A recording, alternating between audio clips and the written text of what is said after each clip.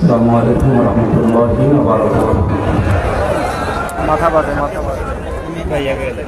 ইন্নাল হামদালিল্লাহি ওয়াস সালাতু ওয়াস সালামু আলা রাসূলিল্লাহ। আম্মা বা'দ ফাউযু বিল্লাহি মিনাশ শাইতানির রাজীম। বিসমিল্লাহির রহমানির রহিম।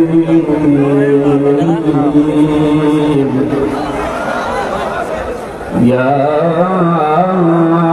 আইয়ুহাল্লাযীনা আমানু তাকুল্লাহা ওয়া কুনু মা'আস সাদিকিন। সাদাকাল্লাহুল আযীম। عن أبي هريرة رضي الله تعالى عنه قال سمعت رسول الله صلى الله عليه وسلم يقول سبعة يظلهم الله في ظله يوم لا ظل إلا ظله الإمام العادل إلى آخر الحديث. رواه ابن ماجه. وما زادهم إلا إيمانا وتسليما. اللهم صل على বয়স না আমার ওয়ান দেওয়ার কথা এখান থেকে চালু করে আমার এটা বয়স যায় না। জীবনে যত প্রেম আছে করি যায়, নবীজির তরে সবটুকু দিয়ে দেব বিনিময় শাফাত যদি তার পায়, মুছে যাবে জীবনে যত ব্যথা হার। বালাগুল উলা বিকামালিহি কাশাফাদ দুজা বিজামালিহি হাসানাত জামিউ খিসালিহি সাল্লু আলাইহি ওয়া আলিহি। আলহামদুলিল্লাহ। এই কথা বন্ধ করো, এই কথা বন্ধ করো। গুরুত্বপূর্ণ কাজ থাকলে এখন ইশারায় করা যাবে, আর কথা বলা যাবে না। এই যে কথা বলা যাবে না এই নির্দেশ আমার ফাসতামিউ লাহু ওয়া আনসিতু। কোরআনের আলোচনা আরম্ভ হলে শুধু চোখ থাকবেন তা না, দিলের কান লাগিয়ে শোনাও লাগবে, দুইটাই ফরজ। এটা তো আর মমতাজের কনসার্ট না, বাদামও খাবেন গল্পও করবেন, এটা এখন ইবাদত। এটা ইবাদত চলছে না? পৃথিবীতে যত নফল ইবাদত আছে এর চাইতে উত্তম ইবাদত আল্লাহর কাছে নেই। ইমাম মালিক রহমতুল্লাহ আলাইহি আল্লাহর কাছে 100 বার তিনি প্রশ্ন করেছিলেন স্বপ্নে যে আল্লাহ তোমার কাছে সবচাইতে ভালো কাজ, পছন্দনীয় কাজ কোনটা? তিনি 100 বারই জবাব দিয়েছেন ইমাম মালিক, আমার কাছে সবচাইতে পছন্দনীয় কাজ হচ্ছে কোরআনে কারিমের তেলাওয়াত। তিনি 100 বার প্রশ্ন করেছিলেন, যেটা কি বুঝে না না বুঝে উনি উভয় উত্তর দিয়েছেন। সুতরাং এখানে যেহেতু শুধু তেলাওয়াত হবে না, বোঝার জন্য আমরা চেষ্টা চালাবো। ইবাদত যেভাবে করা লাগে ওইভাবে আমরা করতে চাই। আখলিস দীনাকা ইয়াকফিকাল আমালুল কলিল। বেশি আমল করার দরকার নেই, আমল আপনি অল্প করেন, এটা যেন খাঁটি হয়। কি হয়? এই ছেলে এখনো কথা বন্ধ করেন নাকি? সমস্যা কি? বললাম না যে ইশারায় করবেন, এখন থেকে আর কথা বলা যাবে না। আল্লাযী খালাকাল মাউতা ওয়াল হায়াতা লিয়াবলুয়াকুম আইয়ুকুম আহসানু আমালা। আল্লাহ তাআলা বলেন তিনি সে আল্লাহ যিনি তোমাদের মউত আর হায়াত বানিয়েছে, তিনি দেখতে চায় সবচাইতে ভালো কাজ করে তার কাছে কে যেতে পারে। আল্লাহ কি এই কথা জানিয়েছে যে সবচাইতে বেশি কাজ করে কে যেতে পারে? তাহলে আকসারু আমালা দিত, আহসানু আমালা দিয়েছেন ইসমে তাফসীর। কাজটা যেন ভালো হয়, আপনি যে কাজই করেন কাজটা যেন কি হয়? ভালো হয়। আজকে পরিবেশটাও ভালোই ছিল, কিন্তু এখন তো আর এই যে আসার সময় যে অবস্থা দেখলাম, এখানে তো বসে থাকা দুষ্কর। তারপরেও কষ্ট স্বীকার করে যারা বসে আছে, আমরা জানি যে ইবাদতে কষ্ট বেশি ও ইবাদতে সওয়াব বেশি। সুতরাং আজকের এই ময়দানে কোরআনের আলোচনা শোনা মানে দুইটা আলোচনা শুনলে যে সওয়াব পাবেন, আজকে একটাই তাই আল্লাহ দিয়ে দেবেন, ডবল হবে। সিস্টেম অপর পৃষ্ঠায় আছে, পৃথিবীতে 3টা অপরাধের শাস্তিও ডবল হয়। যে ইবাদতে কষ্ট বেশি ও ইবাদতে যেমন সওয়াব বেশি, ডবল ডবল সওয়াব হয়। 3টা অপরাধ যদি পৃথিবীতে কেউ করে, ওই অপরাধের জন্য শাস্তিও আল্লাহ দেবেন ডবল। 1 নম্বরে যারা আল্লাহর সাথে অন্য কাউকে শরীক করে বা ডাকে, এটা বাংলাদেশ, ভারত আর পাকিস্তানে বেশি ছিল। একে একে গো একে আসো এদিকে আসো, কথা বলাচ্ছে আপনার। এত করে নিষেধ করছে যে অন্য যা করবেন ইশারা করবেন, কথা বলবেন না। আপনি নামাজে দাঁড়িয়েও কথা বলেন মনে হয় না? হ্যাঁ, বললাম না এটা ইবাদত চলছে। এই 1টা ঘন্টা যদি আপনি নামাজে দাঁড়িয়ে থাকতেন, যা সওয়াব পেতেন এরকম সওয়াব পাবেন। আমি তো এটা মনে হয় বানিয়ে বললাম নাকি? বিশ্বনবী জানিয়েছেন, কেউ যদি 1টা ঘন্টা কোরআন কারীম বোঝার জন্য চেষ্টা চালায়, ও যদি নাও বোঝে, যদি চেষ্টা চালায় বোঝা, তাও 500 রাকাত নফল নামাজে সওয়াব হয়। তাও যেমন তেমন নামাজ না, আমরা যা নামাজ পড়ি সবই তো কবুল হয়ে যায়। এখানে অনেক নামাজে আছে 13টা ফরজ, ও তাও জানে না, আন্দাজে নামাজ পড়ে। অথচ 1টা ফরজ বাদ হয়ে গেলে নামাজ আর নামাজ থাকে। কিন্তু নবীজির কথা কি ছিল? 500 রাকাত নফল নামাজ যেটা কবুল হয়ে গেছে, ওই রকম সওয়াব পাওয়া যাবে। আর জীবনে যদি 1টা সেজদা কারো কবুল হয়, আল্লাহ তাকে জান্নাত দেবে।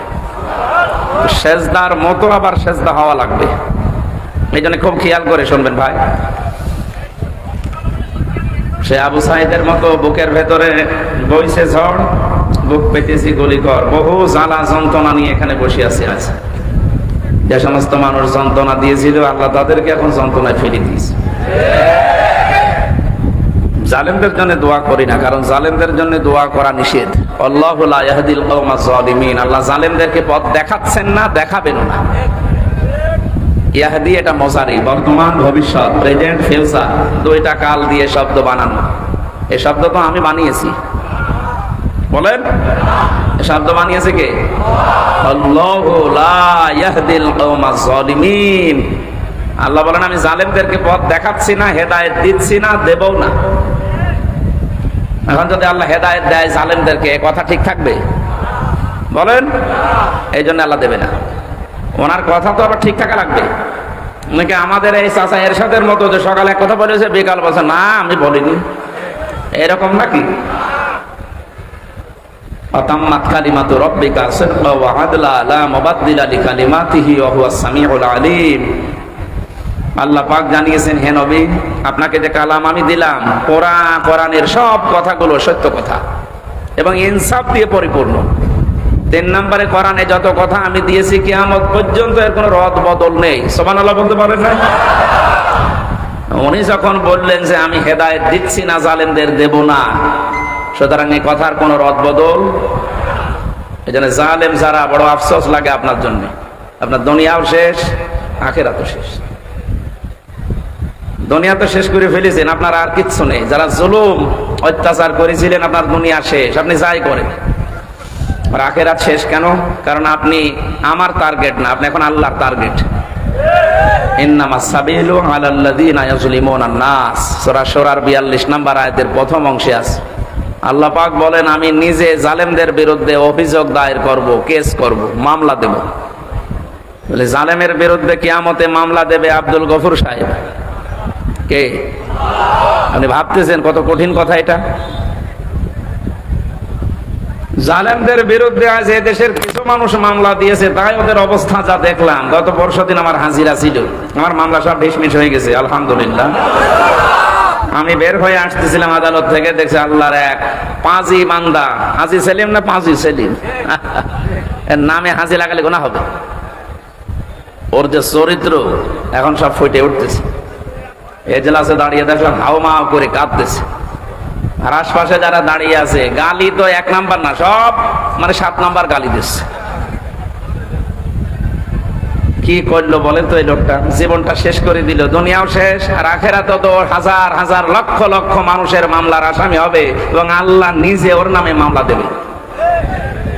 এই জন্য এই জেলাতেও যারা জুলুম করেছিলেন আমরা দেখলাম অনেকে লাথি খাচ্ছে। আপনাদের এই এলাকার মনে হয় না, একটু দূরে যেখানে হয় হোক, লাথি খাচ্ছে যদি এখনই, তো শুধু চোখ বন্ধ করতে দেরি, ফেরেশতাদের লাথি খাবে। কারণ আলেমদের নাম যে লোক তেতুল হুজুর দিতে পারে, ওরে লাথি না অন্য জায়গায় কিছু দেওয়া দরকার। এত বড় শয়তানকে আল্লাহ যে এই জেলায় দিয়েছিল, আল্লাহ কি যে করেছে, আর জেলা পাইনি, ওর জন্য সারা দেশে যে আমার মুখ ছোট হয়ে যায় না। আপনি ওই জেলার লোক, কি কর? তারপরেও বলি ভাই আমার বাড়ি কুষ্টিয়া সদর থানায়, ওই থানায় না, জেলা তো একটু ঝামেলায় আছে। আল্লাহ যেন এই সমস্ত মানুষদেরকে আর আমাদের সামনে নিয়ে না আসি। এগুলো সমাজের জন্য, দেশের জন্য, জেলার জন্য ক্যান্সার। এই জন্য আমরা ইবাদতে লিপ্ত হচ্ছি, ইবাদত করার মতো করবো ইনশাআল্লাহ। বাংলাদেশের ঐতিহ্যবাহী জেলা, আমার প্রাণ প্রিয় জেলা কুষ্টিয়া, এই নামটা শুনলে আমার অন্তর ভরে যায়। মেরপুর থানার অন্তর্গত তালবাড়িয়া হাই স্কুল ময়দানে, এটা হাই স্কুল, যুব সমাজের উদ্যোগে আয়োজিত, এলাকায় যারা ইন্তেকাল করেছে, কবরে আছে, তাদের রুহের মাগফিরাত কামনায় মাহফিলের আয়োজন। এখানে দল মত নির্বিশেষে সবাই আমরা আছি, কারণ সবার আত্মীয় স্বজনই মাটির নিচে আছে। কথা বলে, এই জন্য এটা নিছক রাজনৈতিক কোনো বিষয় মনে করি আপনি বা চলে যেন না, কপালে আগুন লাগবে। আর রাজনীতি যদি কোরআন দিয়ে আমি করি, আপনাকে শোনা লাগবে। কোরআনের বাইরে যদি আমি কিছু বলি, আপনি চলে যাবেন, কোনো অসুবিধা নেই। আগে যে ভয়টা দেখাতেন যে হুজুর রাজনীতি করবেন না, এখন এসে বলেন তো দেখি, আসেন। কয়েকদিন আগে বাংলাদেশের গোয়েন্দা বিভাগের যিনি প্রধান, ডিজিএফআই এর প্রধান আমাকে মোবাইলে জানিয়েছে, সারা দেশে কোরআনের কথা বলবেন, কোনো অনুমতি লাগবে না। প্রধান উপদেষ্টা ডক্টর মোহাম্মদ ইউনূস ঘোষণা দিয়েছে, অন্যান্য ধর্মীয় অনুষ্ঠান যেভাবে চলে, মুসলমানদের কোরআন প্রচার করতে কোনো অনুমতির প্রয়োজন নেই। যে ফোর্সে আল্লাহ কোরআনে দিয়েছেন কথা, আপনি ওই ফোর্সে বলবেন। কিন্তু কমিটিতে যারা থাকে, কর্তৃপক্ষকে বলবেন তারা যেন মেয়েদের প্যান্ডেলটা আলাদা রাখে, পুরুষের আনাগোনা সেখানে যেন না হয়। এখানে এরকম আছে তো? হ্যাঁ, ঠিক আছে, আলহামদুলিল্লাহ। তো ওনার ওই কথা তো আমরা মেনেই নিয়েছি। সুতরাং এখন আসেন, মাইক কেড়ে নেয় আলেমদের সামনে থেকে, এখন আসেন দেখি আপনার বুকের পাঠা কত। উনি আমাকে আর একটা তথ্যও দিয়েছে যে আমি বললাম, স্যার আপনি এতদিন ছিলেন কোথায়? বলছে আমি কয়েকদিন আগে দায়িত্ব পেয়েছি, আমি ছিলাম না, আমি এখন মুসলমান হিসাবে যা করা লাগে আমি করব।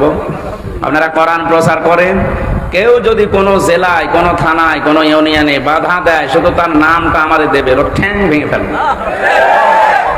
আমরা তো এটাই চাচ্ছিলাম, যে দেশে কোরআন বিরোধী কোনো মানুষ যেন মাথা ছাড়া দিয়ে উঠতে না পারে। সুতরাং এটা আমরা যারা মানুষ হারিয়েছি, কবরে আছে আমাদের মা বাবা, আত্মীয় স্বজন, একটা মানুষ যখন কবরে থাকে সে যেন সাগরে থাকে। এটা খড়কোটা পেলে যেভাবে মানুষ আঁকড়িয়ে ধরে, আমরা এখান থেকে আজকে মোনাজাত করলে, কোরআনে কারিম তেলাওয়াত করে পাঠালে, আল্লাহ পাক নবী জানিয়েছেন, সে যেন মনে হয় যে একটা কিছু পেয়েছে।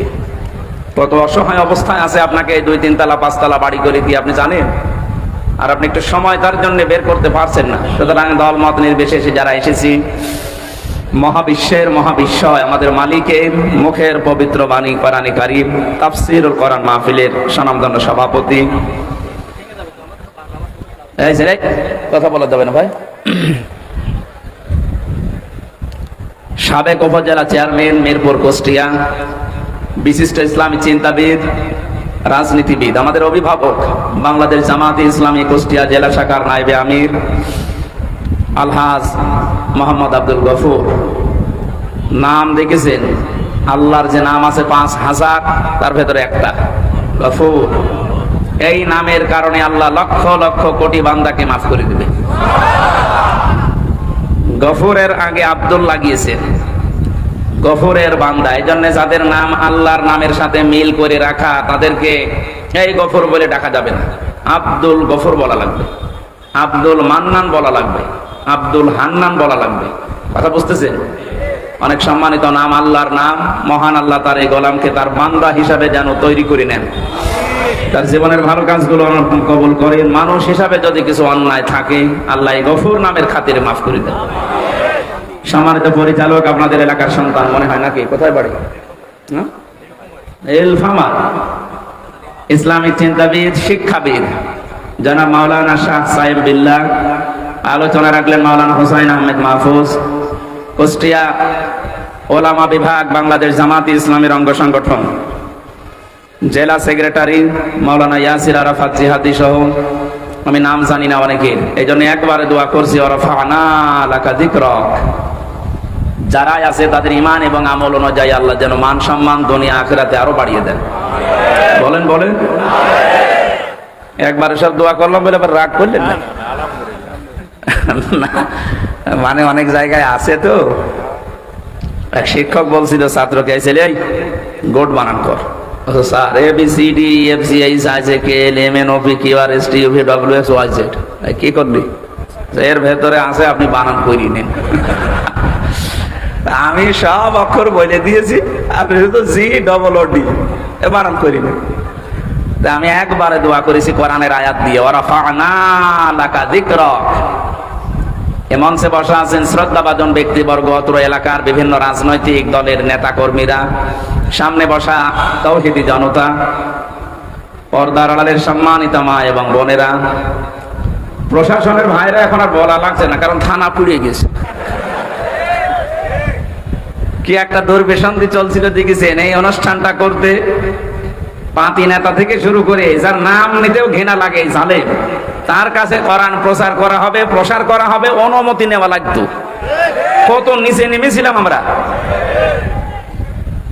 এখান থেকে শুরু করে 1 2 3 14 জনের কমপক্ষে অনুমতি নেওয়া লাগতো।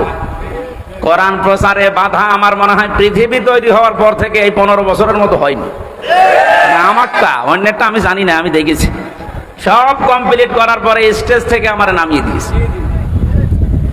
আমার 100টা অনুষ্ঠানের প্রায় 95টা বন্ধ করে দিত। বলেন সুবহানাল্লাহ, নাউযুবিল্লাহ। তারা যে সমস্ত কথা শোনাতো আমাদেরকে যে আমরা নিরাপত্তার জন্য এগুলো করি, দেখো এখন নিরাপত্তা লাগছে না? কথা বলে না কেন?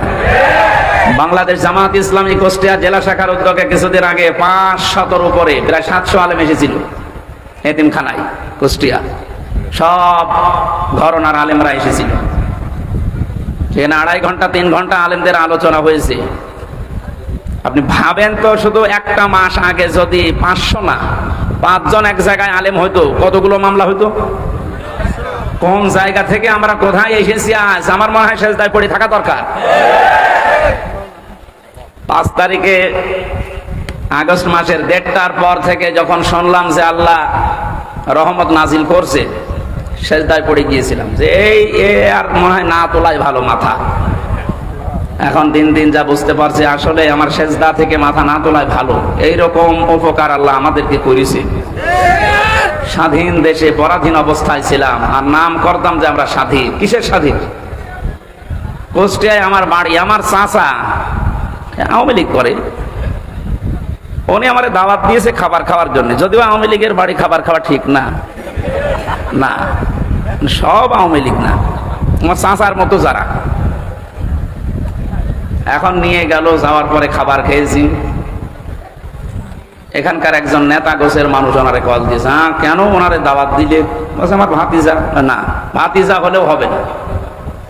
তার 2 দিন পরে আল্লাহ তাআলা এই অবস্থা করে দিয়েছে। এখন তাদেরকে দাওয়াত দিয়েও খুঁজে পাওয়া যাচ্ছে না। কোথায় যে আছে আল্লাহ জানে আর ফেরেশতা জানে। যারা আমরা এসেছি কোরআনে কারিমের এই অনুষ্ঠানে ইবাদত মনে করে বলেন আলহামদুলিল্লাহ। দরুদ আর সালাম পড়ছি আমাদের নবী মুহাম্মদুর রাসূলুল্লাহ সাল্লাল্লাহু আলাইহি ওয়াসাল্লামের প্রতি। আমি খুব কম সময় কথা বলবো, কারণ দিনের বেলা সিলাইটা ছিল, গলা ব্যথা করছে। ওদের মাইক এই রওশনের সাদের মতো মাইক, ও ছাতা যত ধাক্কা দিয়ে হয় না, কারণ শেষ। আজকেরটা মনে হয় ঠিক আছে। মাইক কোথাকার? মিরপুরের। এই মাইকটা আশপাশে অনুষ্ঠান হলে নেবেন, এটা ভালো আছে। আমি যেই কথাই বলবো এখন থেকে, পরের শব্দ থেকে একটা শিক্ষা নিয়ে তারপরে সামনে যাব ইনশাআল্লাহ। আল্লাহ রাব্বুল আলামিন বলেন, ইয়া আইয়ুহাল্লাযীনা আমানু আতিউল্লাহা ওয়া আতিউর রাসূলা ওয়া উলিল আমরি মিনকুম ইলা আখির আয়াত। সূরা নিসা 5 নম্বর পারার 6 নম্বর পৃষ্ঠার 9 নম্বর লাইনের 59 নম্বর আয়াতের প্রথম অংশে আছে তাফসীরে ফি জিলালিল কোরআন। কত আলেম এখানে বসে আছে, আপনার যদি একটু সন্দেহ লাগে ওনাকে জিজ্ঞাসা করবেন পরে। আমি যেটা বলছি ওটার সাথে কোরআন এবং বাস্তবতা যদি মিলে যায়, আপনাকে এই মুহূর্তে সিদ্ধান্ত পাল্টিয়ে মেনে নেওয়া লাগবে। আপনি নিজে কোরআন পড়েন না, হামজা বলছে আপনি মানবেনও না, আপনি কি হয়েছেন কি? আপনি কি লাথি খাবেন? হ্যাঁ, আদালতে প্রবেশ করার সময় যে পুলিশের সামনে ওনারে লাথি দিয়েছিল, পুলিশকে বললাম ভাই আপনি দেখলেন না কুষ্টিয়ার লোকের লাথি দিল আর আপনি দেখলেন, বলছে করবো কি? যে লোকটা লাথি দিয়ে বেরিয়ে গেল ওরে ধরতে পারলেন না, ধরবো কি করে? ওরে তো আমি ব্যবস্থা করে দিয়েছি, মার। কারণ জালেমদের বিপক্ষে শুধু মানুষ না, সৃষ্টি জগৎ সব এবং আল্লাহ নিজে। অনেকে মনে করে যে জালেমরা এত কিছু করে, কিছুই তো হয় না। ওয়ালা তাহসাবান্নাল্লাহা গাফিলান আম্মা ইয়ামালুয যালিমুন। সূরা ইব্রাহিমের 42 নম্বর আয়াতের প্রথম অংশে আছে, আল্লাহ পাক বলেন, হে পৃথিবীর মানুষেরা, কি ধারণা করো যে জালেমদের সম্পর্কে আমি কোনো খোঁজ রাখি না, আমি গাফেল? না, ওদেরকে আমি ছাড় দিয়েছি। পৃথিবীর সবচেয়ে বেশি তীক্ষ্ণ নজর আমি রাখি জালেমদের উপরে। ওকে ঢিল দেই কেন? ইন্নামা নুওয়াল্লিহিম লিয়াজদাদু ইসমা, যেন ওদের পাপটা পরিপূর্ণ হয়ে যায়। ওয়ালাহুম আযাবুম মুহিন, পাপ পরিপূর্ণ হয়ে গেলে আমি ওকে নিকৃষ্টতম যন্ত্রণাদায়ক অপমানকর শাস্তি দিতে পারবো। এই আয়াতের বাস্তব প্রমাণ আপনি দেখেন, কালামানিক বিসি পর্যন্ত উড়ে গেছে, বিসি উড়ে যায়নি। তার কত অপমান হবে বলেন? একজন বিচারপতি ছিল, তার যদি বিসি উড়ে যায়। এই যে মহিন দিয়েছেন আল্লাহ, আযাব মহিন, অপমানজনক শাস্তি দেব। আমার মনে মনে খুশি আমি এই কারণে যে এই বাংলাদেশে যদি আল্লাহ আর কিচ্ছু না দেখায়, এই লোকটাকে আল্লাহ যা দেখাইলো আমি শান্তি পেয়ে গেছি। হ্যাঁ, সত্যি বলছি, আমি শান্তি পেয়ে গেছি।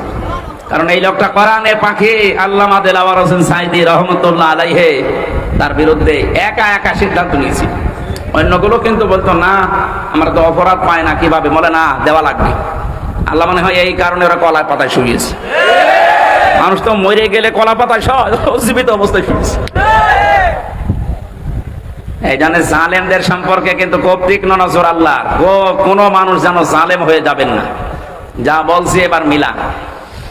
আল্লাহ ডাক দিলেন, ইমানদার যদি দাবি করো, এখানে অন্তত যারা আমরা আছি ৯৬% যেহেতু মুসলমান এই দেশে, আমরা অন্তত নামে হলো আমরা এখন ইমানদার, কামে না হলেও নামে যারা ইমানদার, আল্লাহর ডাকটা দেখেছেন, ইয়া আইয়ুহাল্লাযীনা আমানু। 89 জায়গায় আছে এই শব্দটা কোরআনে। আল্লাহ রাব্বুল আলামিন যখন এমনি দুনিয়ার মানুষকে ডাক দেন, তখন বলেন ইয়া আইয়ুহান নাস বা ইয়া আইয়ুহাল ইনসান, হে পৃথিবীর মানব মণ্ডলী। শুধুমাত্র যখন ইমানদারকে ডাক দেওয়ার ইচ্ছা করেন, তখন তার হাত, কুদরতের হাত উঁচা করে মহব্বত নিয়ে বলেন ইয়া আইয়ুহাল্লাযীনা আমানু। আমি অনেক ভালোবাসি তোদের, আমার কথাটা শোন। আতিউল্লাহ, আমি আল্লাহর ইতাআত কর। আতিউর রাসূল, আমি রাসূলের, আমার রাসূলের আনুগত্য কর। শব্দের দিকে খেয়াল করেছেন? এই যে আতিউ, এই শব্দটা আল্লাহ নিজের নামে, রাসূলের নামে 2 জায়গায় দিয়েছেন। এটা ফেল, এটা ভার, এটা ক্রিয়া। উলিল আমরি মিনকুমের আগে আল্লাহ আতিউ দেননি। আমি যত তাফসীর মিলিয়েছি, মুফাসসিরিনে কেরাম জানাতে চেয়েছেন, সবাই এক বাক্যে একভাবেই মত দিয়েছেন, আল্লাহ রাসূলের আনুগত্য করা লাগবে, কোনো প্রশ্ন করা যাবে না। আপনার বুঝে আসুক বা না আসুক। কিন্তু উলিল আমরি মিনকুম দেওয়ার আগে কেন আতিউ দিলেন না? কিয়ামত পর্যন্ত তো রাসূলুল্লাহ দুনিয়ায় থাকবেন না, তো উলিল আমর আসবে। নেতৃত্ব দেওয়ার মানুষগুলো একটা একটা করে আসতেই থাকবে। এটাকে যদি কেউ মেনে চলতে চায়, মাস্ট বে, তাকে দেখা লাগবে আগে বর্ণিত আল্লাহ রসুলের গুণাগুণ এই লোকটার ভেতরে পাওয়া যায় কিনা। আল্লাহ রসুলের অনুসরণ যদি ওই লোকটার ভেতরে পাওয়া যায়, আপনাকে মাস্ট বি মেনে নেওয়া লাগবে তাকে। আল্লাহ রসুলকে মানা যেমন ফরজ, উলিল আমরকেও মেনে নেওয়া ওই সময় ওই রকম ফরজ। কিন্তু শর্তটা এই, দেখতে হবে লোকটা আল্লাহ রসুলকে মেনে চলে কিনা। প্রাণ প্রিয় কুষ্টিয়াবাসী, একটু নিজের সাথে মিলাবেন। এবার সামনে যেটা আসতেছে এটা অনেকে দুনিয়ার বিষয় বলে রাজনীতি মনে করে এড়িয়ে যেতে চান না। এটা দুনিয়ার বিষয় না, এটা আখিরাতের সাথে সম্পর্কিত। আমি কোরআনের চোখ, হাদিসের চোখ লাগিয়ে দেখতে পাচ্ছি এটার দ্বারা হাজারো মানুষ জাহান্নামী হয়ে যাচ্ছে। আজকে শিলাইদাতে আমি দ্বিতীয় পয়েন্টটা বলেছিলাম, কিয়ামতে আল্লাহ বিচার ব্যবস্থা যখন আরম্ভ করবেন, প্রথম ধাপ, দ্বিতীয় ধাপ। প্রথম ধাপে একা একা ডাকবেন, দ্বিতীয় ধাপে যখন ডাকবেন আল্লাহ তখন আর একা ডাকবেন না। ইয়াউমা নাদউ কুল্লা উনাসিম বিইমামিহিম। সূরা বানী ইসরাঈলের ৭২ নম্বর আয়াতের প্রথম অংশে আছে, আল্লাহ বলেন কিয়ামতের ময়দানে প্রতিটি মানুষকে আমি ডাকবো তার ইমামের সাথে, তার নেতার সাথে। কার সাথে বলেন বলেন? আগে নেতা, এরপরে কর্মী। কুষ্টিয়াবাসী, বিবেক যদি আপনার এখনো জাগ্রত থাকে, যদি কুকুরে পোশাক করে না দেয়, ভালোভাবে চিন্তা করেন। আগে নেতা, এরপরে আপনি। আপনি বলেন তো আপনার মন থেকে, আপনি যার আদর্শ মেনে চলেন, যাকে আপনি রায় দেবেন, ভোট দেবেন, এটা কিন্তু একটা ইবাদত। অনেকে মনে করে ভোট এ শব্দ কোথায় আছে, এদিকে আসেন। তাফসিরে মারিফুল কোরআনে আল্লামা শফি রহমাতুল্লাহ আলাইহি উনি সূরা নিসার ৫৮ নম্বর আয়াতের ব্যাখ্যা করতে গিয়ে আমানাত, এই বহুবচন শব্দের ব্যাখ্যায় তিনি আমানত মানে ভয়কাট্য ভোট লিখেছেন। কারণ এটা একটা রায় দিচ্ছেন, আপনি সমর্থন জানাচ্ছেন, সহযোগিতা করছেন। মাইয়াশফা শাফাআতান হাসানাতাই ইয়াকুল্লাহু নাসীবুম মিনহা ওয়া মাইয়াশফা শাফাআতান সাজ্জিয়াতাই ইয়াকুল্লাহু কিফলুম মিনহা ওয়া কানাল্লাহু আলা কুল্লি শাইইন মুকীতা। বলেন আল্লাহু আকবার। সূরা নিসা ৫ নাম্বার পারার ১০ নাম্বার পৃষ্ঠার ১১ নাম্বার লাইনের ৮৫ নাম্বার আয়াত, এটা ইবনে কাসিরে আছে। আল্লাহ পাক বলেন, যদি কেউ এই পৃথিবীতে ভালো কাজের সহযোগিতা করে, সাহায্য করে, রায় দেয়, সাপোর্ট করে, ভোট দেয়, ওই লোকটা ক্ষমতা পেয়ে যত ভালো কাজ করবে, আপনি শুধু একটা রায় দেওয়ার কারণে ওই সওয়াব পেতেই থাকবেন। কোন মানুষ যদি অন্যায় কাজে সাপোর্ট করে, অন্যায় কাজ করার দ্বারা যে গুনাহ হবে, আপনি শুধু একটা রায় দিয়েছিলেন, এই কারণে একই গুনার ভাগ হবে। এই আয়াতের ব্যাখ্যা করতে গিয়ে আমি দেখেছি মুফাসসির লিখেছেন, কিয়ামতে বহু মানুষ উঠবে, তার আমলনামায় জিনার গুনাহ লেখা থাকবে। ডাক দিয়ে বলবে, রব্বুল আলামিন, এটা ফেরেশতারা ভুল করেছে। কি হলো? আমি তো জীবনে জিনা করিনি, আমার জায়েজ স্ত্রী ছিল, সারা জীবন আমি বৈধভাবে সংসার করলাম, আর তোমার ফেরেশতারা লিখেছে আমি নাকি জিনা করিস। একটা কথা হলো, আল্লাহ পাক বলেন, বান্দা আমি জানি তুমি জিনা করনি। এমন লোককে রায় দিয়েছিলে যে লোকটা রায় পেয়ে সংসদে এই বিল পাস করেছিল। এরকম মানুষ এসে নেই? এমন মানুষকে রায় দিয়েছে, এই লোকটা রায় পাওয়ার পরে এমন এমন জায়গায় রাত কাটিয়েছে। আমি দেখতে পাই এই দেশে প্রায় ২৫০টার উপরে নাইট ক্লাব চলছে শুধু ঢাকাতে। কুষ্টিয়াতেও প্রায় ১৪টার উপরে চলছে। এই সমস্ত জায়গায় তো শুধু আল্লাহর জিকির হয়। নিজের জায়েজ স্ত্রী বাদ দিয়ে যারা এখানে হাজার হাজার লক্ষ লক্ষ টাকা খরচ করে এগুলো চালাচ্ছেন, তাদের চরিত্র কোথায় নেমেছে বলা লাগবে না, বুঝে ফেলেছে। আপনি যে শুধু রায় দিয়েছিলেন, ওই লোকটা যত দিন নিজে হোটেলে রাত কাটিয়েছে, যত রকমের জেনা, তার হাতের জেনা, মুখের জেনা, চোখের জেনা, লজ্জাস্থানের জেনা, যত রকমের জেনা হয়েছিল ওগুলো সব ফ্ল্যাক্সে লোড হয়ে বিকাশ হয়ে আপনার আমলনামায় যাচ্ছে। এখন যদি বলেন হুজুর আমার বিকাশ নাম্বার খোলা নেই, এমনি খুলে যাবে। খোলা লাগবে। ভোটার আইডি কার্ড দিয়ে ছবি দিয়ে তারপরে টিপসই দিয়ে বিকাশ করবেন, লাগবে না, এমনি খুলে যাবে। শুধু রায়টা দিয়ে দেখেন। আপনাকে আমি বলছি না যে অমকে দাঁড়িয়েছে তারে রায় দেন না, আপনি দেখবেন যে 5 জন দাঁড়িয়েছে ভোটে, এর ভেতরে আল্লাহ রসুলকে মেনে চলে কোন লোকটা, আপনি কারে দেন। কারণ আপনার এই রায়টা রায় না, এটা একটা ইবাদত। এটা কি? কত সুন্দর ভাবে আল্লাহ আতিউ শব্দটা নিজের নামে রাখলেন, রাসূলের নামে রাখলেন, কিন্তু উলিল আমরের আগে রাখেন নাই। এই কারণেই রাখেন নাই, কারণ আল্লাহ জানে বহু মানুষ আবেগে আন্দাজে অনুসরণ আরম্ভ করে দিবে। কোরআনে কারীম জানাচ্ছে, ইত্তাবিউ মা উনসিলা ইলাইকুম মির রাব্বিকুম ওয়া লা তাত্তাবিউ মিন দুনিহি আউলিয়া কলিলাম মা তাযাক্কারুন। সূরা আরাফের 3 নম্বর আয়াত, 8 নম্বর পারার 10 নম্বর পৃষ্ঠার 3 নম্বর লাইনে এটা আছে। আল্লাহ পাক বলেন, সবাই মিলে অনুসরণ করো, অনুকরণ করো যেটা তোমাদের প্রতি তোমাদের রব নাজিল করেছে। কুষ্টিয়াবাসী আমরা এক বাক্যে স্বীকার করি, আমাদের রব আমাদেরকে দিয়েছেন কোরআন। কথা বলেন না কেন? কোন সন্দেহ আছে এর ভেতরে? তাহলে অনুসরণ করা লাগবে, একা একা না, সবাই মিলে। ইত্তাবিউ বহু বচন, এই জন্যই তো আহ্বান জানাচ্ছি। নয়তো আমি একা একা মেনে যদি জান্নাতে যেতে পারতাম, আপনাদের জীবনও ডাকতাম না। এটা কোরআন শরীফ আমি হাতে নিয়ে বলছি, সত্যি যদি আল্লাহ এখানে 1 বচন দিত যে অনুসরণ কর, তোরা জান্নাত দিয়ে দেব, আপনাদেরকে আমি জীবনও বলতাম না। কারণ আমার বাবার যা আছে, আমার যা আছে, আমি কিচ্ছু না করলে অন্তত মরণ পর্যন্ত আমার কেটে যাবে। কিন্তু আমি একা তো জান্নাতে যেতে পারছি না, আপনাকে আমার বাঁচানো লাগবে।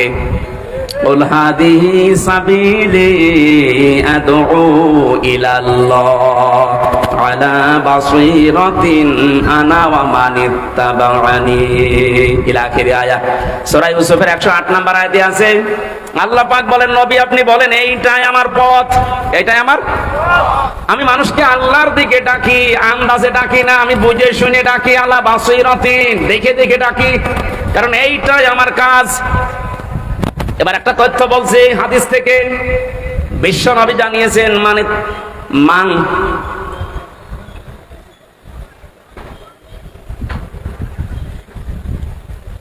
অমাং দাআ ইলাইহি হাদা। এখানে আরবি গ্রামার যারা বোঝে ওদেরকে জিজ্ঞাসা করেন, দাআ কালিফ টান আছে, অমাং দাআ ইলাইহি হাদা।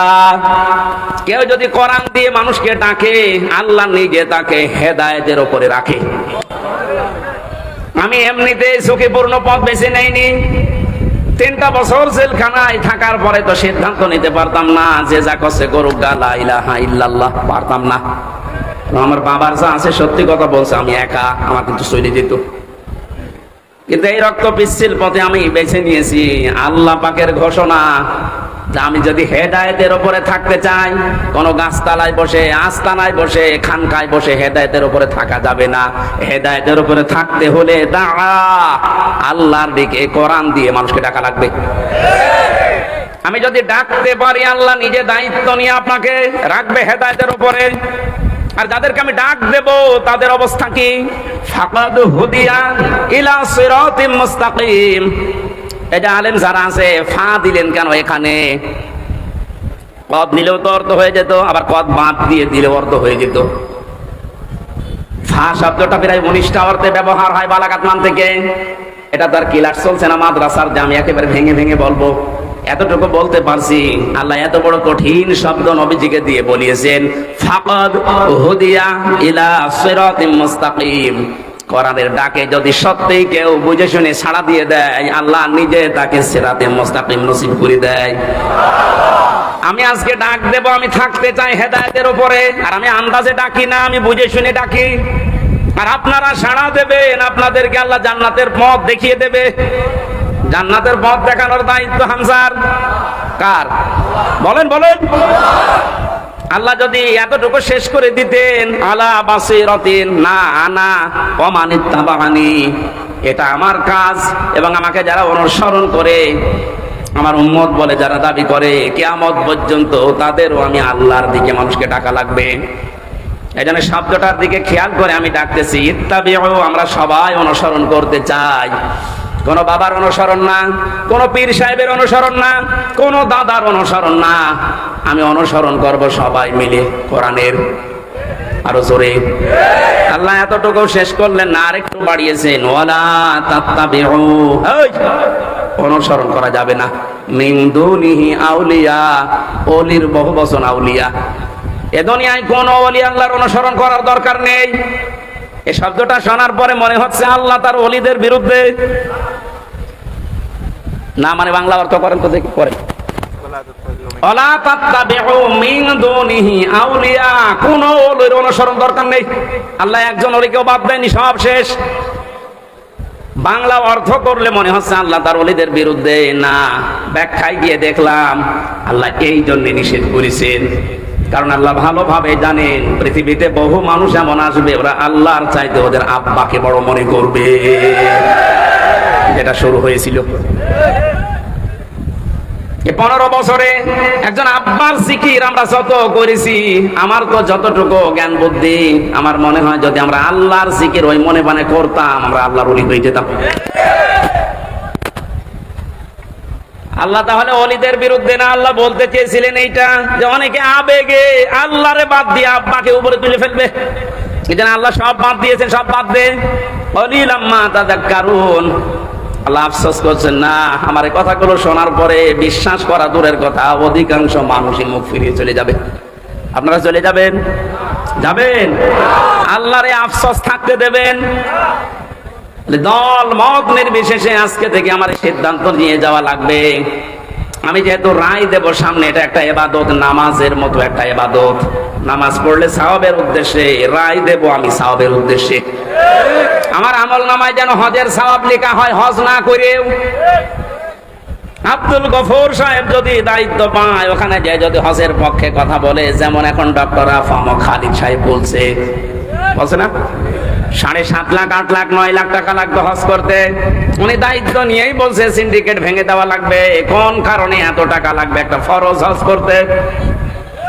3.5 লাখ থেকে 4 লাখ টাকা হলে খুব ভালোভাবে হজ করা যায়। আমার পাশের রাষ্ট্র থেকে যাচ্ছে, আর আমরা এখান থেকে 8.5 লাখ 9 লাখ টাকা লাগবে কেন? এ সিন্ডিকেট ভাঙা লাগবে।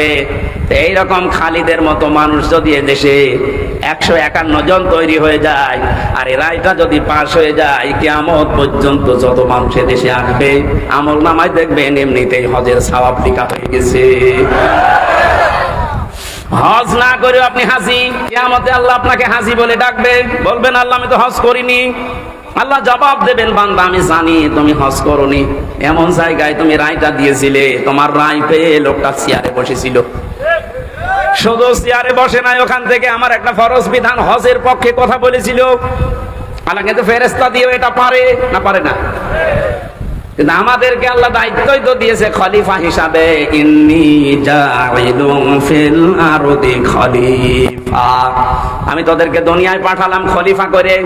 এই শব্দটাকে যেমন এমন জায়গায় লাগিয়েছে এই দেশের মানুষ, আমরা অনেকে খলিফা মনে করি যারা কাপড় চোপড় সেলাই করে, দর্জি, ওটা খলিফা। এমনকি বাংলাদেশের এমনও জেলা আছে যেখানে চুল কেটে দেয় যারা, তাদেরকে খলিফা বলে। এমনও জায়গায় এদেশে আছে যারা ওই যে ছোট ঠ্যাং কেটে দেয়, খতনা করে দেয় না, হাসাম না, ওরা বলে খলিফা। আপনি বুঝেছেন কোথায় নিয়ে গেছে শব্দটা? অথচ খলিফা শব্দটা আল্লাহ নির্বাচিত করে পাঠিয়েছেন। ইন্নী, অবশ্যই আমি, জাইলুন ফিল আরদি খলিফা, আমি জমিনে খলিফা পাঠাবো। কোন জায়গায়? এই জবাব দেবেন, কোন জায়গায়? আল্লাহকে এখানে বলেছেন ইন্নী জাইলুন ফিল খানকা খলিফা। এখন তো খানকায় গেলেই মানুষ খলিফা হয়ে যাচ্ছে। কিসের খলিফা আপনি?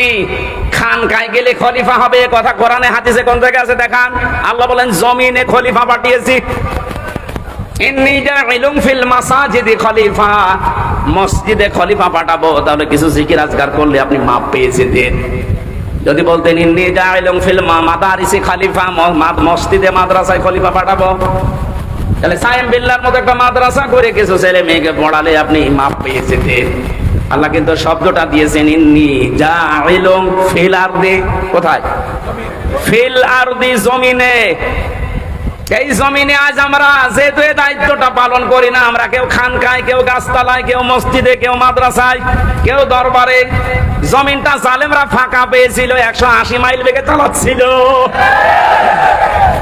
আমার কথার অর্থ যদি না বোঝার ভান করে থাকেন, আসে ছড়ি কোদাল দিয়ে বলছে, জমিনটা ফাঁকা পেয়েছিল না, যা মনে লেগেছে তাই করেছে। যেহেতু আল্লাহর খলিফা আমরা, কেউ জমিনে নেই, কেউ ঢুকে গেছে আস্তানায়, কেউ দরবারে, কেউ মাদ্রাসায়, জমিনটা ফাঁকা পেয়ে মন মতো ওরা চালিয়েছে। এখন আর না, আমরা বুঝে ফেলেছি আল্লাহ আমাদেরকে পাঠিয়েছে ফিল আরদি, কোথায়? আরো জোরে, আরো জোরে। সুতরাং জমিনে থাকতে রাজি আছি আমরা।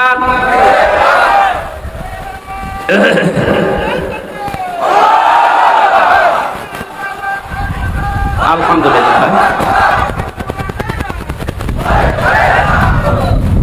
এতক্ষণ পর্যন্ত যা বলছি তার সামারাইজ এইটা।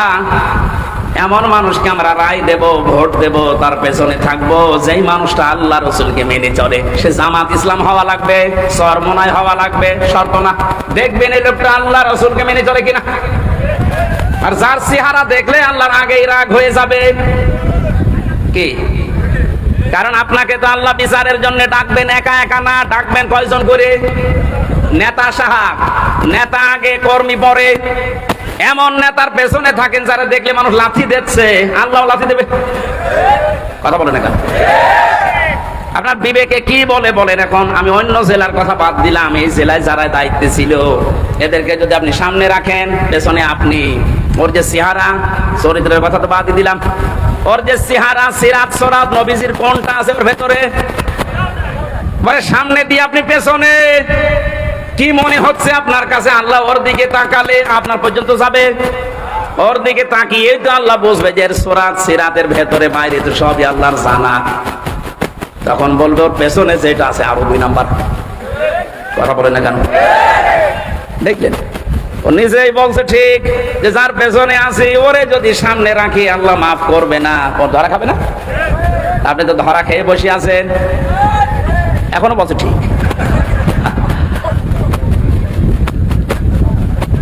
আশা করছে আপনার বিবেক খুলবে। এরপরও যদি কেউ ফিরে না আসে, আমার মনে হয় ওর বিবেকের উপরে তালা লাগানো আর কুকুরে পোশাক করে জং ধরে গেছে।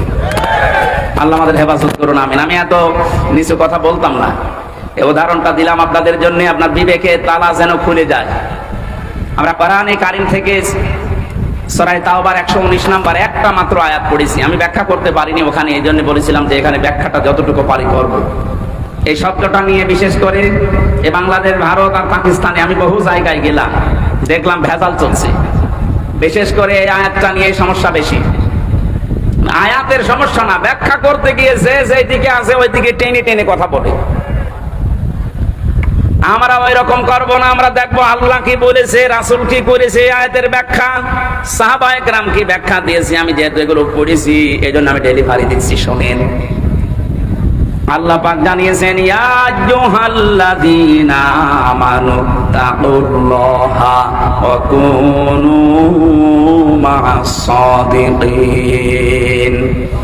ও হে যারা ঈমানের দাবি করো, আমি আল্লাহকে ভয় করো, এই দুনিয়াতে যারা সত্যবাদী তাদের সঙ্গী সাথী হয়ে যাও, তাদের সাথে থাকো। 3টা বিষয় এই আয়াতের ভেতরে আমরা পেয়েছি। 1 নম্বরে আল্লাহর ডাক ছিল ঈমানদারকে। কাকে? প্রশ্ন আসতে পারে, আমি তো ঈমানদার আছি না। মুসলমানের ঘরে আসলেই তার ঈমানদার বলবেন হবে না, দেখতে হবে আপনার ঈমান আছে কিনা। কোরআনে কারিমে আল্লাহ যতবার ঈমানের কথা জানিয়েছেন আমি প্রত্যেকবার দেখেছি। তোমরা যারা ঈমান পেয়েছো তারা শোনো, এ কথা নেই। আল্লাহ বলেছেন তোমরা যারা ঈমান এনেছো তারা শোনো। আমরা কি ঈমান এনেছি না পেয়েছি?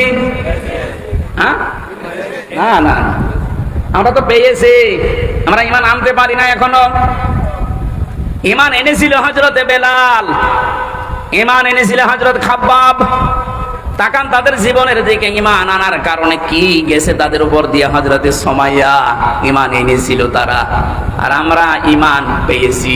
আমরা ঈমান কি করেছি? এজন্য আমাদের ঈমান আনতে হবে। আমি খুব অল্প কথাই বলছি, আপনার ঈমান এবার আপনি আনলেন, মনে করেন লা ইলাহা ইল্লাল্লাহু মুহাম্মাদুর রাসূলুল্লাহ। ঈমান এনেছেন। ঈমান আনার পরে ঈমান আছে কিনা নাকি চলে গেল? প্রশ্ন আসতে পারে, ঈমান চলে যায় কি করে? হাদিস, নবীজিকে প্রশ্ন করছে এক সাহাবী, হে নবী, আমার ঈমান আছে, এটা আমি টের পাবো কি করে? বিশ্বনবী বলেন, ইদা সাররাতকা হাসানাতুকা ওয়া সাআতকা সাজ্জিয়াতুকা ফাআনতা মুমিন। যখন তোমার ভালো কাজগুলো তোমাকে আনন্দ দেবে, আর অন্যায় কাজ করলেই তোমার কষ্ট লাগবে, তখন বুঝবে যে তোমার ঈমান আছে। ও বাংলার মুসলমানেরা, এ দেশে ভালো কাজ সবার কাছে ভালো লাগে না, অন্যায় কাজ সবার কাছে অন্যায় লাগে, কষ্ট লাগে না? লাগে না। এই থিওরিটা মনে রাখেন, যাদের ভালো কাজ ভালো লাগে, অন্যায় কাজ যাদের কাছে কষ্ট দেয় না, এই মানুষগুলো ঈমান নেই। ও যত বড় জুব্বা গায়ে দিক না কেন, এটা কোরআনে কারীম প্রচার করা, এটা ভালো কাজ না মন্দ কাজ? এই ভালো কাজেও সবাই কি খুশি? না না, সবাই খুশি না। যারা এই ভালো কাজে খুশি হয়েছেন, আপনি মনে মনে ভাবতে পারেন যে আপনি অন্তত আর যাই থাক, আপনার ঈমান আছে। আরে ভালো কাজ দেখার পরে যদি কারো ভালো না লাগে আর কষ্ট লাগে, সে নামাজ পড়তে পারে, রোজা রাখতে পারে, জুব্বা গায়ে দিতে পারে, ওর ঈমান নেই, ওইটা বেঈমান। এটা আমাদের ঈমান আছে কিনা আর কারো কাছে জিজ্ঞাসা করা লাগবে না, আপনি নিজে এখন যথেষ্ট। ইত্তাকুল্লাহ, আমি আল্লাহকে ভয় করো। আল্লাহর ভয়, এই শব্দের যতগুলো ব্যাখ্যা আমি পড়েছি, উত্তম ব্যাখ্যা হচ্ছে যেখানে যেই দায়িত্ব যে পাবে, ওই বিষয়ের উপরে জ্ঞান অর্জন করার মাধ্যমে প্রশিক্ষণ নিয়ে ওই কাজটা পরিপূর্ণ করার নাম, আঞ্জাম দেওয়ার নাম তাকওয়া। এই সমস্যা কি? ভেজা বলে কষ্ট হচ্ছে? বৃষ্টি পড়ছে? এখানে তো 9টা ব্যাখ্যা ছিল তাকওয়া শব্দের, বৃষ্টি তো সমস্যা হয়ে ধরে দেখছি। অকুনু মা'আস সাদিকিন। ঈমান আনলে, এখানে 9টা পয়েন্ট পেয়েছিলাম আমরা। কোন মানুষ যদি ঈমান আনার পরে তাকওয়া অবলম্বন করে, মহান আল্লাহ তাকে দুনিয়ায় 9টা, আখিরাতে 27টা উপকার করবেন বলে কোরআনে ঘোষণা দিয়েছেন। বলেন সুবহানাল্লাহ। তাকওয়ার যে ব্যাখ্যা এতদিন পর্যন্ত শুনেছি, যে আল্লাহর ভয় এটা কি, আসলে তাকওয়ার আসল ব্যাখ্যা এখন আমার কাছে এইটা মনে হচ্ছে, যতগুলো আছে, হ্যাঁ আছে, আমার কাছে এইটা মনে হয় যে যেখানে যেই কাজ করবে, ওই কাজের প্রশিক্ষণ নিয়ে, শিক্ষা নিয়ে, প্রশিক্ষণ এবং শিক্ষা দুইটাই থাকা লাগবে ওই কাজের উপরে। এরপরে ওই কাজটা সুচারুরূপে যে আঞ্জাম দিতে পারে, এই লোকটা তাকওয়াবান। বাংলাদেশ আজ এইটা ছিল না। কারণ তাকওয়া যদি কেউ অবলম্বন করে ঈমান আনার পরে, আসমান জমিনের যত বরকতের দরজা সব আল্লাহর খুলে দেওয়ার কথা ছিল কোরআনে। আমরা দেখতে পেলাম আর বরকতের দরজাগুলো সব বন্ধ হয়ে যাচ্ছে আস্তে আস্তে। একটাই কারণ, আমরা তাকওয়া অর্জন করতে পারি নাই ঈমান অনুযায়ী। যেখানে যেই লোকটা উপযুক্ত, তাকে সেই জায়গায় না দিয়ে এমন লোককে সে চেয়ারে বসিয়েছে, চেয়ারের পর্যন্ত অপমান হয়। লোকটা সারা জীবন পড়েছে আইন নিয়ে, তারা আইনের পক্ষে না বসিয়ে আইনের চেয়ার না দিয়ে দিয়েছে কৃষির চেয়ার। সে কি বুঝবে বিষয়ে? তারও বিষয়ে লেখাপড়া নেই, শিক্ষা নেই, প্রশিক্ষণ নেই। ও যদি কিছু ফতোয়া দেয়, কোনো মাসলা মাসাইল দেয়, সব দেবে আন্দাজে। এই জন্য আমরা পিছিয়ে যাচ্ছিলাম। বাইরের দেশগুলোতে আমি যতটুকু ঘুরেছি, এই যে সিঙ্গাপুর, মালয়েশিয়া, থাইল্যান্ড, যতগুলো দেশ ঘুরে আসলাম, ওখানে দেখেছি ওরা উন্নত হচ্ছে এই কারণে যে যেই বিষয়ে পারদর্শী তাকে ওই বিষয়ের উপর এগিয়ে দেয়। আপনার 4টা ছেলে আছে, এক একটা ছেলে এক এক লাইনে বসে ভালো, আপনি সেই লাইনে এগিয়ে দেন। একজন যদি ইঞ্জিনিয়ার এই বিষয়টা ভালো বোঝে, ওকে আপনি ওই লাইনে পড়ান, ওই লাইনের জ্ঞান অর্জন করে, যোগ্যতা নিয়ে, প্রশিক্ষণ নিয়ে ওই লাইনটাও উপকার করবে, পৃথিবীতে ফোকাস দেবে। অথচ পারে না ওই বিষয়ে, জোর করে তাকে ঠেলা দেবেন, কিছুদিন পরে এমন জায়গায় পড়বে আর খাতে ঠিক করতে পারবে না। আমাদের দেশের সিস্টেমগুলো আজ পাল্টানো দরকার। যে যেই বিষয়ে পারদর্শী, ভালো বোঝে, এগিয়ে যেতে চায়, তাকে ওই দিকে এগিয়ে শিক্ষা দিয়ে, প্রশিক্ষণ দিয়ে ওই কাজটা সুচারুরূপে আঞ্জাম দেওয়ার সুযোগ করে দিন, দেশ দাঁড়িয়ে যাবে। এটা দিয়ে দেয়নি আমরা, এই কারণে দরবেশ, এটা আমরা দিতে পারিনি। ওর যে সুরাত আর সিরাত পুরাটাই পাল্টিয়ে গেছে। আমার মনে হয় আজরাইল ফেরেশতা ওরে চিনতে পারতো না। ওর যে অবস্থা, দরবেশ থেকে ধরবেশের যে অবস্থা একেবারে নম হয়েছিল, প্রশাসন পর্যন্ত চিনতে পারে নাই। চিনবে কে? ফেরেশতা আজরাইল এসে যদি বলে ভাই তুমি কে, তুমি কি আসলে সে দরবেশ, বলে যদি না আমি নৌকার মাঝি, তারপরে ছেড়ে দিলাম। আমার ভাইরা, এই জন্য আমাদের তাকওয়া হচ্ছে না। তাকওয়া যারা অর্জন করেছিল ওই মানুষগুলোকে আল্লাহ দুনিয়াতে কি কি উপকার করেছিলেন। কোরআনে কারীম বলেছে এই পৃথিবীতে কেউ যদি তাকওয়া অর্জন করতে পারে, ওই মানুষ যদি বিপদেও পড়ে এমন জায়গা থেকে আল্লাহ তাকে সাহায্য পাঠাবে, লোকটার ধারণাও ছিল না যে এখান থেকে সাহায্য আসতে পারে। সত্যবাদী যারা, তাদের সাথে যেহেতু থাকার জন্য আল্লাহ নির্দেশ দিচ্ছেন, সত্যবাদী মনে করে আমরা মনে করি এই যে বিশাল চোপাচার গায়ে আছে, পাগড়ি মাথায় আছে, হাতে তসবিহ আছে, মসজিদ মাদ্রাসা খানকা ছাড়া কিচ্ছু বোঝে না, এই সত্যবাদী না। কোরআনে কারিমে আয়াতের ব্যাখ্যা আছে সূরা বাকারার 177 নম্বর আয়াতে আল্লাহ পাক জানিয়েছেন কেউ যদি সত্যবাদী তার ঈমানের দাবিতে হতে চায়, 10টা কাজ তাকে দুনিয়ায় আঞ্জাম দেওয়া লাগবে। বাংলাদেশ সহ পৃথিবীতে যারা এই 10টা কাজ আঞ্জাম দিচ্ছেন, এই মানুষগুলো তাদের ঈমানের দাবিতে সত্যবাদী। আপনি তাদের সাথে থাকবেন, এ নির্দেশ হামজার। আরো জোরে বলেন, এই নির্দেশটা আপনাকে মানা লাগবে আজকে। শুধু পূর্ব পশ্চিম দিকে মুখ ঘোরালে সওয়াব হয় নাকি? বৃষ্টি শুরু হয়ে গেছে। না না, কষ্ট হবে ভাই, ভিজে যাবে। এই কোরআন শরীফ নিয়ে যান, কোরআন শরীফটা নিয়ে ভালো দেখে রাখেন। সুবহানাল্লাহ, আলহামদুলিল্লাহ। আমার এই যে কয়েকদিন পরে, আজকে কয় তারিখ? 5 তারিখ। আর 4 দিন পরে এই যে 16 দাগ ভেড়া মারার ভেতরে, ভেড়া মারার 16 দাগ, ওখানে আমার মাহফিল আছে রাত 9টা থেকে 11টা পর্যন্ত। ওখানে যাবেন, আমি 9টায় থাকবো। এই যে মইনুল ভাই আছে, উনিও থাকবেন। পরিবেশ এখন কি হবে বলতে পারছি না, কারণ এখন মাহফিলের সময় না। এই 14-15টা জেলায় যারা দায়িত্বে ছিল আমার ঢুকতেই দেয়নি। এই জন্য ডেটগুলো সব আমি দিয়েছিলাম চট্টগ্রাম, সিলেট, ওই সমস্ত বিভাগে। এখন ওদেরকে বলে বলে নিয়ে আসা লাগছে, কারণ একজনকে দিয়ে দিলে আবার কাটা যায় আন্দাজে, তারা তো কষ্ট পাবে। এরপরেও চেষ্টা চালাচ্ছি, বৃষ্টি যখন শুরু হয়ে যাচ্ছে, ওই দিন আসেন।